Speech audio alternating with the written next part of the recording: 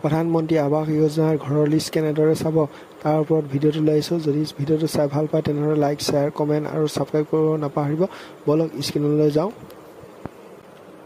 প্ৰথমে আমি আহিব লাগিব ক্ৰম ব্ৰাউচাৰত আহি লৈ প্ৰথমে আমি টাইপ কৰিব লাগিব PM আৱাস গ্ৰামীণ। এইটোত আমি ক্লিক কৰিলোঁ। ক্লিক কৰাৰ পাছত দেখিছেনে PM আৱাস গ্ৰামীণ লিষ্ট 2025। ইয়াত আমি ক্লিক কৰি দিব লাগিব আৰু ক্লিক কৰি দিয়াৰ পাছত আমি তললৈ আহিব লাগিব। তললৈ অহাৰ পাছত দেখিছেনে নিজৰ নিজৰ ষ্টেটবিলাক ইয়াত ওলাই আছে। ইয়াত আমি মই অসমৰ চাম যেতিয়া আছাম ক্লিক কৰি দিছোঁ আৰু ক্লিক কৰি দিয়াৰ পাছত ইয়াত দেখিছেনে অল ষ্টেট। এই অল ষ্টেট অপশ্যনটোত ক্লিক কৰি দিব লাগিব। ক্লিক কৰি দিয়াৰ পাছত ইয়াত নিজৰ ষ্টেটবিলাক আছে। ইয়াত এইটো আমি অসমৰ চাম যিটো অসমত ক্লিক কৰি দিছোঁ আৰু ইয়াত তলত অপশ্যন দেখিছেনে এই অপশ্যনটোত নিজৰ নিজৰ ডিষ্ট্ৰিক্টবিলাক আছে। নিজৰ নিজৰ ডিষ্ট্ৰিক্টটো নিজে ক্লিক কৰি দিব লাগিব। ইয়াত আমাৰ নিজৰ ডিষ্ট্ৰিক্টটো ইয়াত ক্লিক কৰি দিছোঁ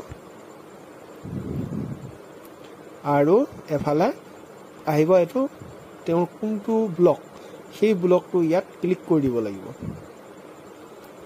আৰু তাৰ তলৰ অপশ্যনটো হৈছে এইটো হৈছে পঞ্চায়ত।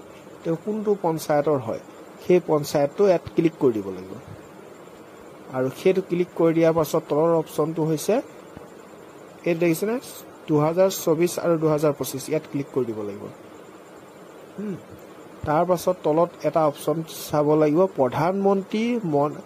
প্ৰধানমন্ত্ৰী আৱাস যোজনা গ্ৰামীণ। ইয়াত ক্লিক কৰি দিব লাগিব আৰু ক্লিক কৰি দিয়াৰ পাছত ইয়াত দেখিছেনে 31+90 লগত 31টো যোগ কৰিব দিছে। সেই দুটা যোগ কৰি পেলাই এই তলৰ এই অপশ্যন দেখিছেনে টাইপ কেপচাৰ। ইয়াত আমি ক্লিক কৰিব লাগিব। এইটো 90 100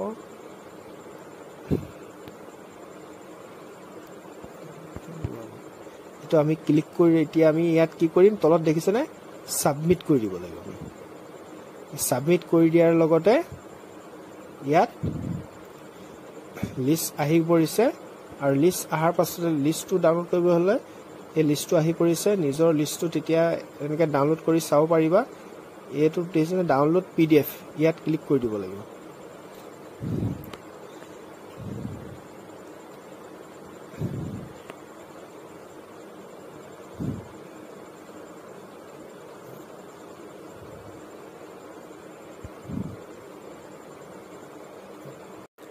এনেদৰে নিজৰ লিষ্টৰ নামটোহঁত আছেনে নাই চেক কৰিব পাৰিব আৰু চেনেলটো যদি চাই